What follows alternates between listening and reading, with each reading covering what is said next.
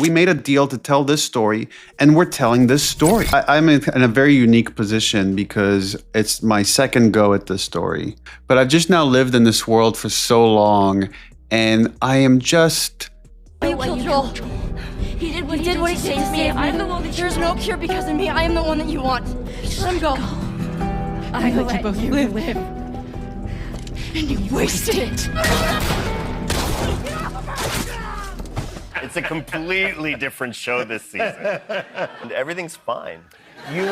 We made a deal to tell this story, and now we have to. Because this wasn't just another disappointing season of television. This was a full-on collapse. A stunning, savage, almost unbelievable fall from grace. One of the most beloved game-to-TV adaptations ever. The Last of Us has reportedly hit a wall so hard it may not recover. Actually, people were critical of some choices that we've made in the show. Yeah. And they were saying like, oh, I like this better in the game, and this was more subtle in the game, whatever they said. Season 3 allegedly canceled. And if the rumors are true, it wasn't about ratings or budgets or streaming algorithms. It was something no studio ever wants to admit. They backed the wrong lead. Now, let's be real. When you hear something like that, your first reaction is probably, that can't be it. It sounds petty. It sounds dramatic. But when you start looking at the clues, the fan reactions, the ratings drop, the behind-the-scenes tension, it all starts lining up. There's a certain privilege that I feel and a certain appreciation of like, you know, as an artist, as a writer, as a storyteller, whatever title you want to put on us, you just hope you find some audience. One decision that seemed small at the time, it may have triggered a chain reaction that no one could stop. And at the center of it all is Bella Ramsey. This isn't about hate. This isn't a takedown. But we have to talk about what happened and why so many fans, critics, and even insiders believe one casting choice may have derailed an entire franchise. Look how far games have come, that we could have this conversation. It's like, you could compare the two, and that the game can sit side by side with an HBO show. Because The Last of Us wasn't just a show, it was a cultural moment, a rare adaptation that actually understood the heart of its source material until it didn't. And the craziest part? The signs were there from the very beginning. That's weird. I don't know why. Yes, you do. I'm not stupid and I'm not blind. You were guessing? Like, she's obviously gonna tell you. So just act surprised, okay?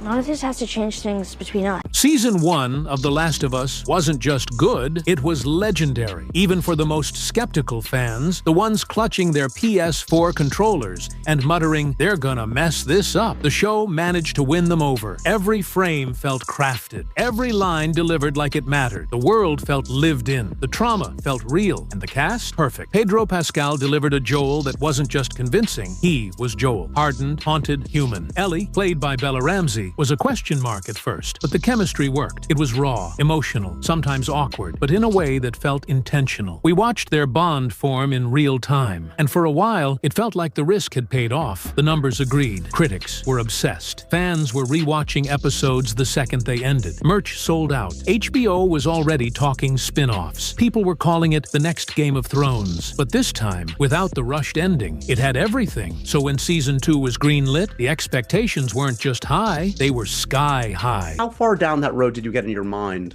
about playing Ellie in a Last of Us film? I think it just really felt like a big deal. And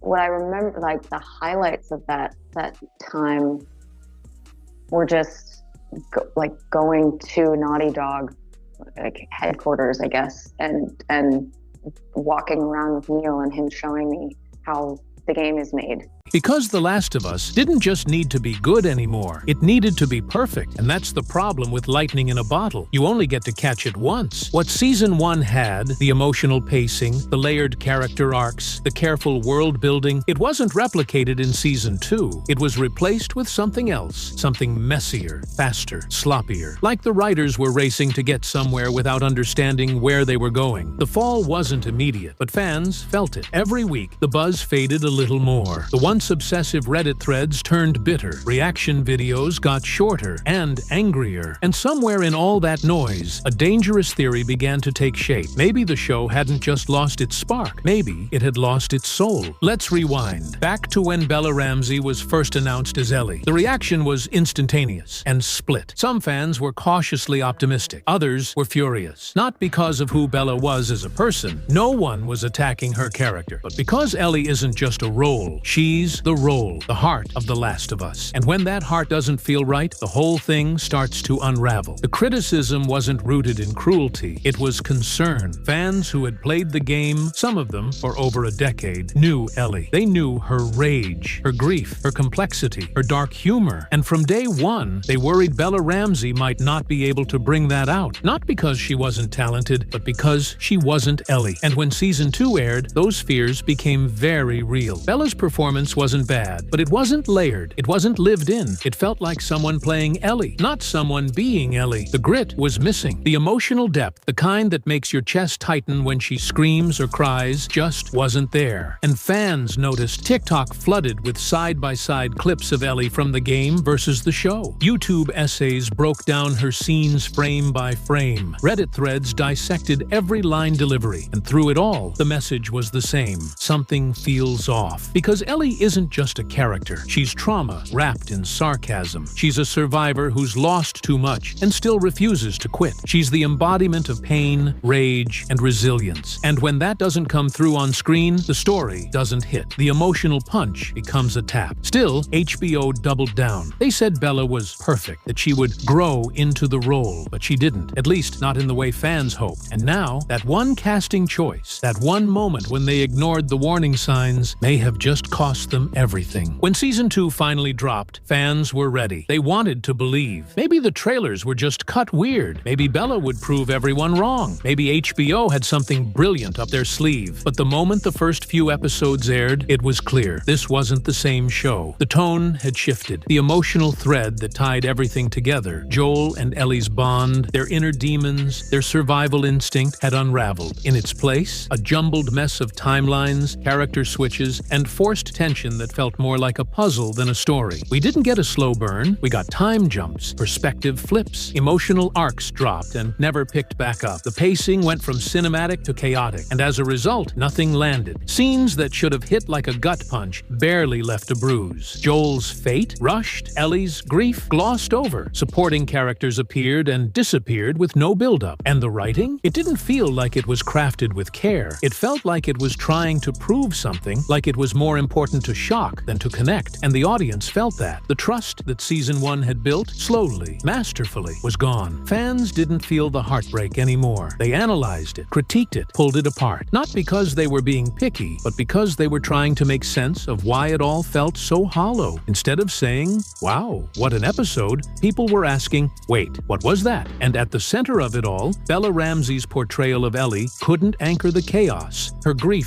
felt performative, her rage flat, her emotional range, which should have stretched from numb devastation to explosive fury, barely moved the needle. It was like watching someone try to reenact pain instead of embodying it. The scenes that should have destroyed us didn't. And once that emotional momentum is gone, it's almost impossible to get it back. Worse, it wasn't just the fans noticing. Critics who once praised the show's brilliance suddenly went silent. Reaction videos became reaction roasts. The hype around season 2 started evaporating, episode by episode. And here's the thing no one wants to say out loud. The show didn't just misfire. It felt like it didn't understand its own heart anymore. And that's when whispers started leaking from behind the scenes. Because while viewers were trying to make sense of what happened on screen, something even more complicated was happening off it. Quiet meetings, disagreements, power struggles. People who were once all in on the vision of the show started pulling away. At the center of it all, Neil Druckmann, the co-creator of The Last of Us, both the game and the series, was reportedly not happy. According to several insiders, he pushed hard for rewrites during production. He could see the tone slipping, the character arcs drifting, the emotional anchor cracking, and he tried to stop it. He allegedly warned that Ellie's portrayal was off, that the storytelling was rushing past the pain instead of sitting with it, that fans would notice. And they did. But HBO had already made their bet. They were all in on Bella Ramsey, recasting reporting now, that would have been a PR nightmare. It would have meant admitting they were wrong. And for a network like HBO, known for prestige, that kind of backtrack wasn't an option. So instead, they told Druckmann to trust the process. And here's where it gets devastating. Because according to rumors, that's when Neil started stepping back, quietly. No tweets, no drama, just absence. A silence that fans only now are realizing was screaming. When your showrunner, your visionary, starts distancing himself midway through a series, that's not just a red flag, that's game over. But it didn't end there. Pedro Pascal, the soul of Season 1, reportedly clashed with the writers too. Not publicly, not with headlines, but allegedly behind closed doors. He voiced serious concerns about Joel's rushed storyline, about the inconsistent emotional beats, about the direction the show was heading. Some say he wanted out, others say HBO let him walk. Either way, he was gone, and no one filled the void. So now imagine this. The show had lost its creative anchor and its emotional core. Druckmann was pulling away, Pedro was out, and Bella, a young, talented actor thrown into impossible circumstances, was left holding the weight of a franchise that was already crumbling. The show didn't just start falling apart, it was already broken. At first, it didn't seem like a big deal. Bella Ramsey gave an interview during press for Season 2, casually mentioning that Ellie's role in Season 3 would be smaller. It flew under the radar, just another quote in a sea of promo content. A creative pivot, maybe. Something about the story expanding. But to the fans paying attention, that moment was the smoking gun. You don't reduce the role of the main character, especially in a series like The Last of Us, unless something has gone seriously off the rails. Ellie is the emotional center of the story, the soul, the reason the world even cares what happens. You don't sideline that unless there's damage control happening behind the scenes, and that's exactly what this felt like. A quiet walk back, no statement from HBO, no explanation, just a soft pivot away from the one performance that had fans divided from the start. Instead of recasting, instead of addressing the backlash, instead of doing anything bold or honest, they chose silence. And here's the thing, fans noticed. The comments exploded, theories spread. Viewers weren't fooled, they knew what was happening. This wasn't a creative choice. This was a network trying to dodge the fallout of a casting decision they refused to undo. Because let's face it, they could have recast Ellie before Season 2. It wouldn't have been pretty, but it might have saved the show. Instead, they doubled down. They told fans to trust them, that Bella was right for the role, that she'd grow into it. She didn't. And when the performance didn't land, when the criticism got louder, HBO's response wasn't to pivot boldly, it was to slowly phase her out. Think about that. The same character who carried the entire emotional arc of Season 1 was suddenly being minimized in the third. Not with a bang, not with a shocking plot twist, just less screen time, less dialogue, less everything. That's not storytelling, that's damage control. And in the end, it confirmed what fans had feared all along. HBO knew it wasn't working, and they didn't have the guts to fix it. By the time the final episodes of Season 2 aired, the numbers told the story no one wanted to hear. Viewership was down, way down. Engagement had cratered. On TikTok, the flood of edits from Season 1 turned into a trickle of reaction clips, most of them angry or sarcastic. On Reddit, entire threads were dedicated to theories about what went wrong. Fan art slowed, merch sales dried up. The community wasn't just quiet, it was disappointed, and that's way worse. Season 1 had been an obsession. People planned their Sundays around new episodes. They rewatched scenes. They argued passionately online about storylines, characters, even shot compositions. It wasn't just a show, it was a weekly event. Season 2, it became a chore. Fans watched out of obligation, not excitement. Recap videos started with disclaimers. Even defenders of the show began to admit something wasn't right. And here's where things got even uglier. Behind the scenes, according to industry insiders, full-blown panic had set in. HBO had banked hard on The Last of Us being a long-term franchise. They weren't just planning Season 3. They had spin-offs, merchandise deals, maybe even prequels in development. This was supposed to be the next big thing, a cultural juggernaut. Instead, they were left with a brand that was losing momentum. No trending hashtags, no fan buzz, just silence. The kind of silence that says, we've moved on. Internally, execs were allegedly scrambling. Meetings turned tense. Blame shifted from writers to producers to marketing teams. But the real problem couldn't be fixed with reshoots or better trailers, because the problem was baked into the foundation. The audience didn't believe in Ellie anymore. And that's a game over for a story that's built on her emotional arc. Even Pedro Pascal, once once seen as the MVP of the series, was gone. The face of the show,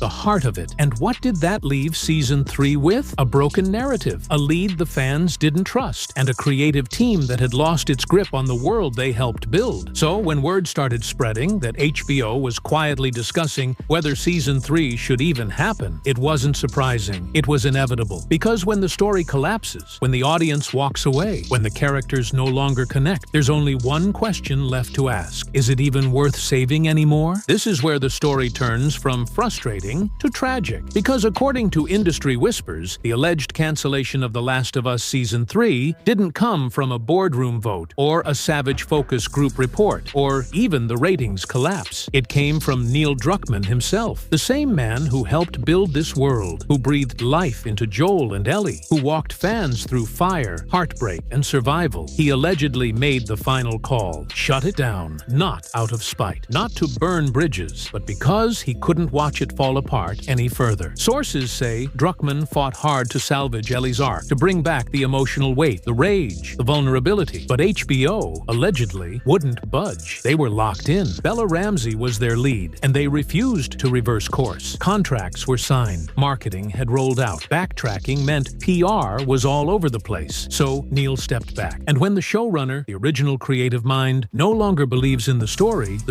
is over. Not officially, not with a press statement, but in all the ways that matter. And it goes even deeper. Bruce Straley, co-creator of the original Last of Us game and longtime creative partner of Druckmann, has reportedly been watching this unfold with rising frustration. Some sources claim he's considering legal action, not for money, but for creative integrity, to defend what he helped build from what he sees as its destruction. Imagine the headline, "Game creator sues HBO for destroying Ellie's character." This isn't just a cancelled season, it's a creative war zone. Reputations are on the line, and legacies, Druckmann's, Pascal's, even Ramsay's, are being reshaped in real time. Because no matter how this ends, no matter who was right or wrong, one fact is undeniable. The Last of Us, once hailed as the gold standard of adaptation, now stands as one of the most dramatic implosions in modern television. And now, we're left with a question that feels almost too heavy to answer. Can this franchise recover? Not just in the numbers, not just with a PR campaign or a flashy trailer, but emotionally. Can fans ever trust this world again? Can they feel that same pulse-pounding tension, that raw attachment to Joel and Ellie after everything that's happened? Because what makes The Last of Us special isn't just the clickers or the post-apocalyptic visuals. It's the connection, the relationship at the center, the pain, the fight to hold on to hope in a world that keeps ripping it away. That's what fans came for. That's what Season 1 delivered. And that's what Season 2 forgot. You can't fake heart. You can't manufacture grief. You can't cast someone into a role like Ellie and hope they grow into it. The role either lives in them or it doesn't. And unfortunately, to a massive part of the fan base, it just didn't. Bella Ramsey may move on. HBO will pivot. There will be other shows, other projects. But The Last of Us, it won't be the same. Not unless someone, someday, is willing to do what this version of the show wouldn't. Listen to the fans, to the original creators, to the soul of the story. Because if there's one thing this entire collapse proved, it's this. You can have the budget. You can have the hype. You can have the name recognition. But if you get the heart of the story wrong, it all falls apart. And that's exactly what happened here.